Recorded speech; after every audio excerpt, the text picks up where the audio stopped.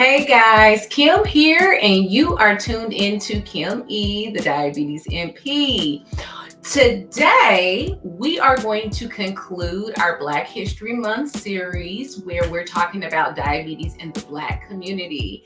And so, throughout the month, I have been making videos that just highlight some issues within the Black community as it relates to diabetes. So if you haven't caught those videos, I encourage you to watch them as well. I'm going to link them down in the description box so you can go and you can just have a little binge fest, like a little Netflix binge fest. And so, here for the past couple of years, I always make it a thing for me to highlight and celebrate Black History Month by bringing more awareness, since it is a community that I am a part of. And so I already have lots of playlists already out there. I've made a lot of videos around this topic. And today I would like to finish it up by talking about sickle cell, the sickle cell disease, and the A1c test. So I have spoken about this on other platforms. I'm not quite sure how often I have spoken about sickle cell disease as it relates to diabetes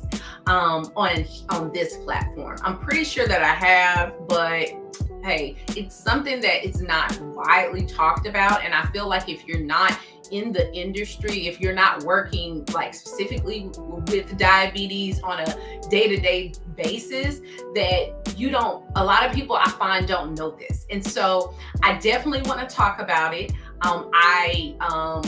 Also, in my 9-to-5 job, I have mentioned to you all that in addition to doing my actual day-to-day 9-to-5 stuff, I'm also a part of the NP Ed team. And I find that a lot of the nurse practitioners, they don't know this. And so I have shared this with a lot of different groups of healthcare providers, and it still amazes me that it's not very widely known. And so therefore, that just alerts me that we need to talk about it more. So why do we need to talk about this? Why is it important? And why do I bring a lot of awareness to this? Is because in previous videos, and actually a few videos back in January, I did some of the standards. I did some commentary over some of the standards. My goal was to do all of them, but life and all that, I was able to get through about 6 of them.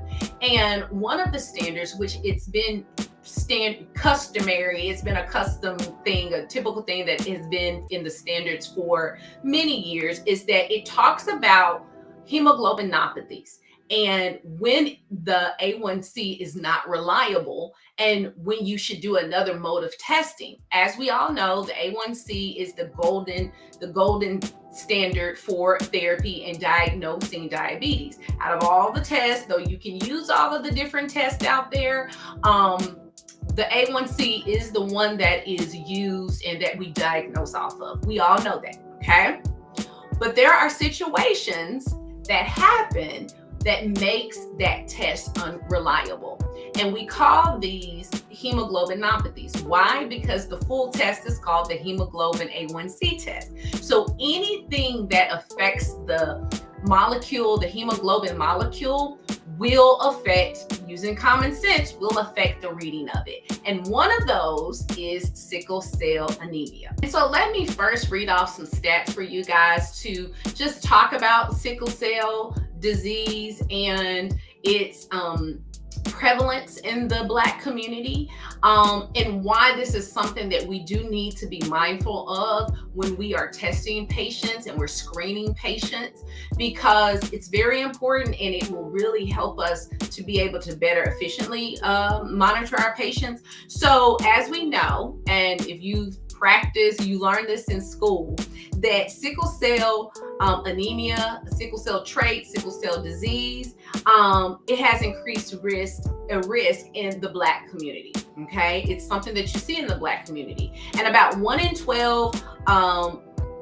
people of the Black community have the sickle cell trait, and about 12.7% ages 18 and older have diabetes. So therefore, many people who are Black also have both diabetes and sickle cell. So it's enough for us to, okay, let's lean in, let's listen, let's learn, okay?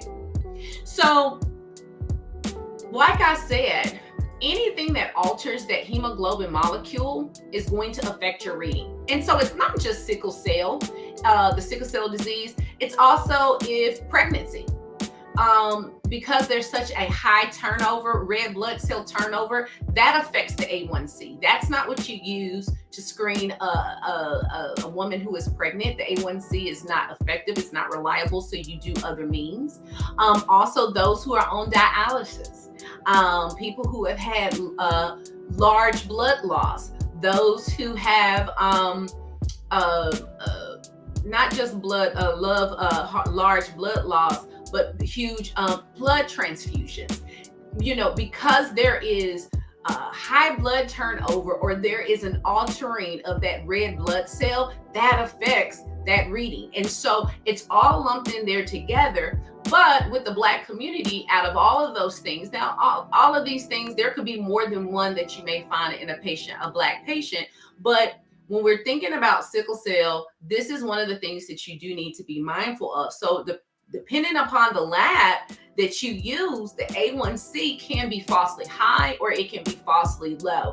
And in my personal practice, when I have seen patients that have diabetes who also have sickle cell, I often find that their A1Cs run low for me. Now, I'm not saying that they can't run high. Typically, I see them low. I'll give you an example. I had a patient that I was doing a visit with, and just from what she was telling me, from her blood glucose log, from what the family was telling me how she was living, she really wasn't following a diabetic and heart healthy diet.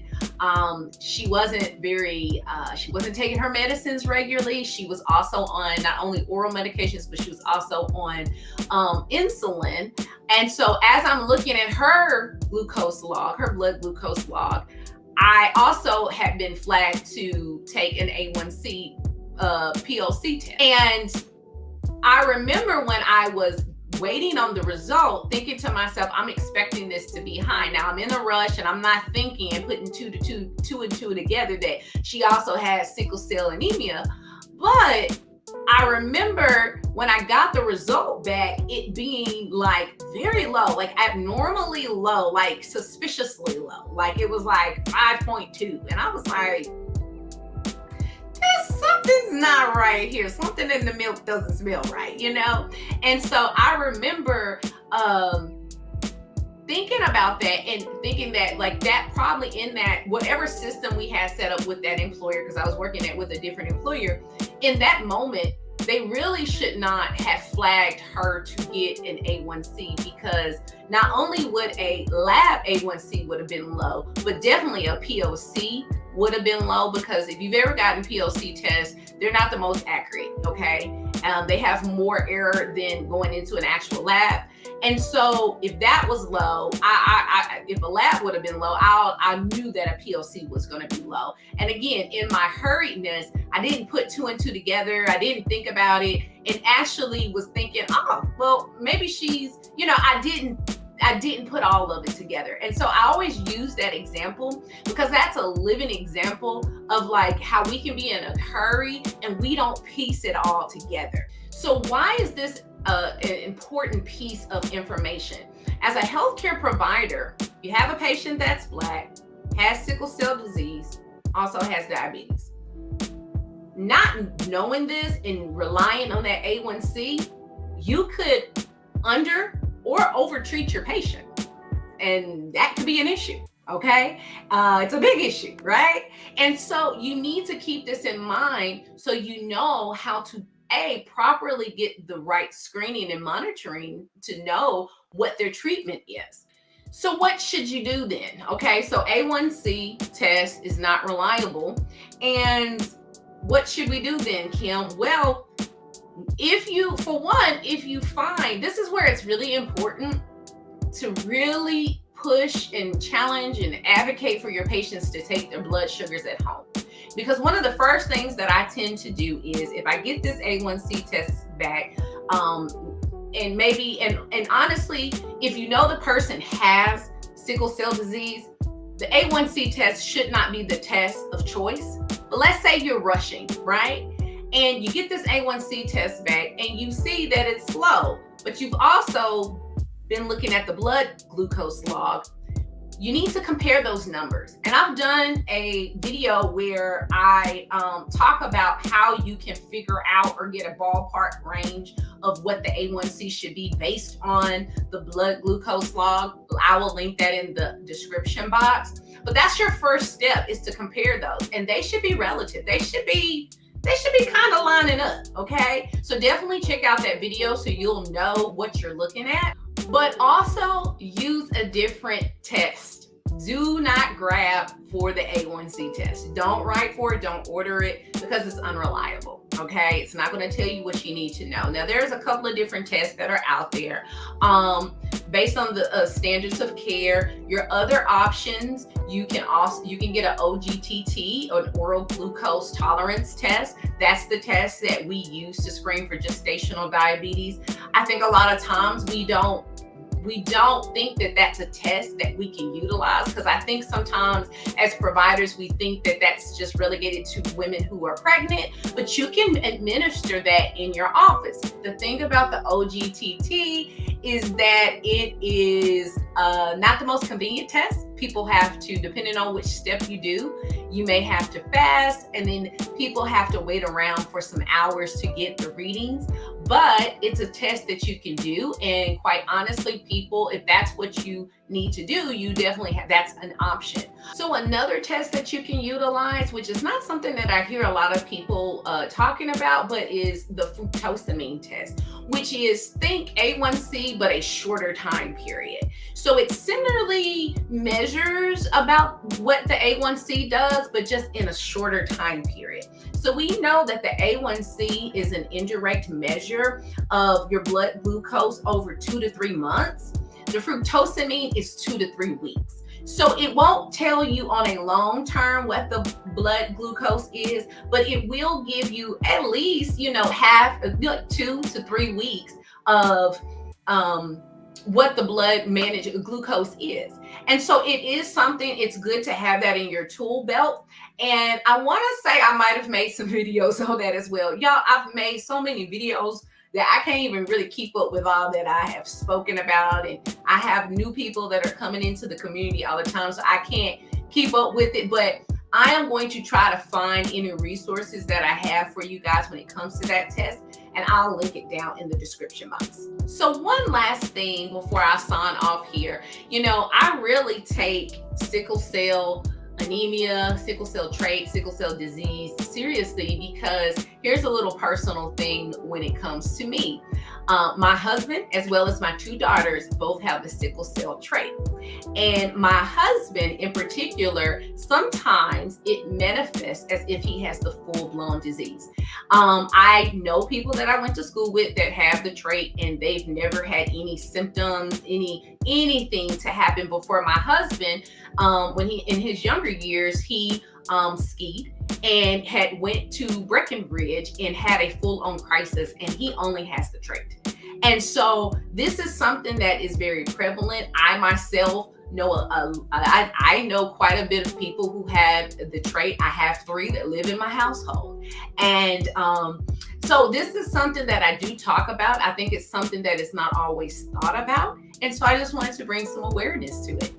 All right, guys, I hope you all have enjoyed this series. It's been very enjoyable. I always love doing this during Black History Month. It's a celebration for me. And so I hope you guys like this series. If you have not already, I do ask that you subscribe if you have not, and also ding the notification bell so you don't miss an upload. You'll get notified every time an upload goes up so you can follow along. And you have been sitting here with Kim E., the Diabetes MP, and I will catch you on the next one. Bye.